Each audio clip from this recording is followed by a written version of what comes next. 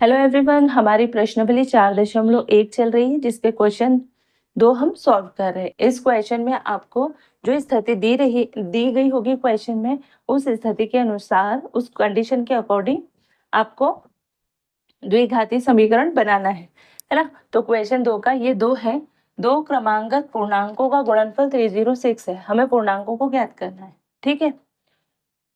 हमको बेसिकली इस क्वेश्चन में क्या करना है, द्विघात समीकरण बनाना है। ये जो स्टेटमेंट दिया है इसके अनुसार। अब देखो, पूर्णांक किसको कहते हैं? जो भी संख्या दशमलव में ना हो, बटे में ना हो, भिन्न में ना हो, उस सबको हम क्या करेंगे? पूर्णांक, ठीक है। तो उसको कहेंगे पूर्णांक, है ना। तो धनात्मक पूर्णांक है, 2 क्रमांक धनात्मक पूर्णांक है ना। ये क्वेश्चन में धनात्मक है ना। क्रमांगत यानी एक के बाद एक वाला। अगर आप 4 लो तो 4 के बाद आएगा 5, अगर एक होगा 3 तो दूसरा होगा 4, एक होगा 9 तो दूसरा होगा 10। इस तरह से क्रमांगत, है ना। तो एक अगर हम मान लेंगे तो अगला हमको मालूम है उससे एक ज्यादा होगा, क्योंकि अगर एक 3 होगा तो आपको मालूम है इसके बाद क्या आएगा? 3 + 1 यानी 4।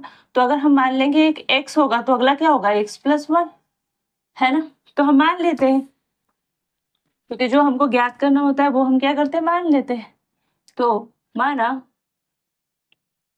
एक धनात्मक पूर्णांक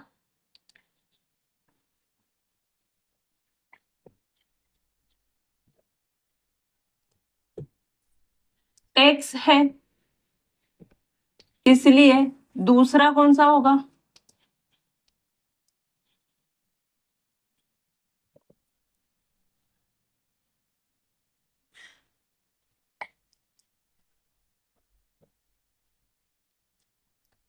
x + 1 होगा, है ना, क्योंकि क्रमांगत बोला है।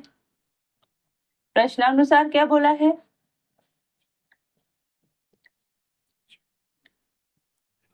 दो धनात्मक पूर्णांकों का गुणनफल, यानी एक x, एक धनात्मक पूर्णांक, अगला क्या होगा? x + 1, ये इनका गुणनफल हो गया, इक्वल टू 306, ये बोला है, ठीक है। तो इसको सॉल्व करेंगे तब क्या आएगा?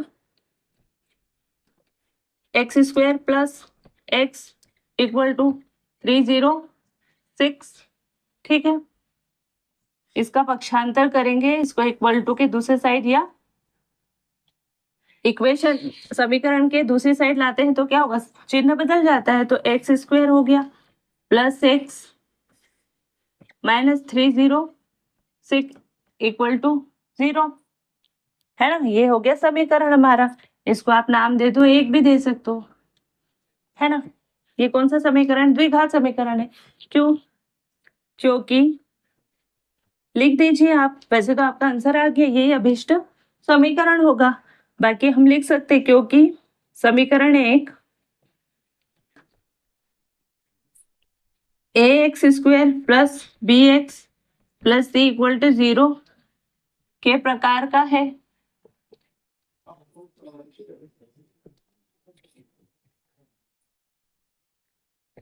अतः समीकरण 1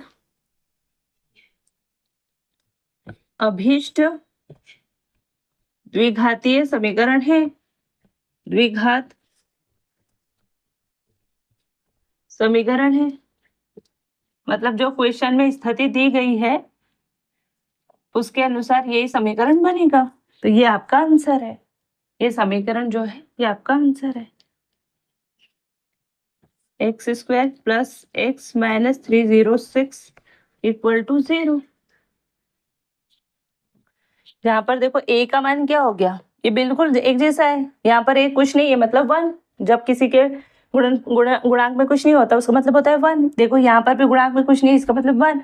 c क्या हो गया? -306 इक्वल टू 0। तो उसी के प्रकार का है ना, मानक समीकरण के प्रकार का। इसलिए ये क्या है? द्विघात समीकरण जो ये हमको स्टेटमेंट दिया है उसका क्या होगा? ये द्विघात समीकरण, यही हमको ज्ञात करना था, यही हमारा आंसर है। आई होप कि ये क्वेश्चन आपको अच्छे से समझ में आया होगा। अच्छा लगे तो वीडियो को लाइक करना, चैनल पर नया हो तो सब्सक्राइब करना और अपने फ्रेंड सर्कल में शेयर करना। मिलते हैं नेक्स्ट वीडियो में, तब तक के लिए जय हिंद, जय भारत। Thank you.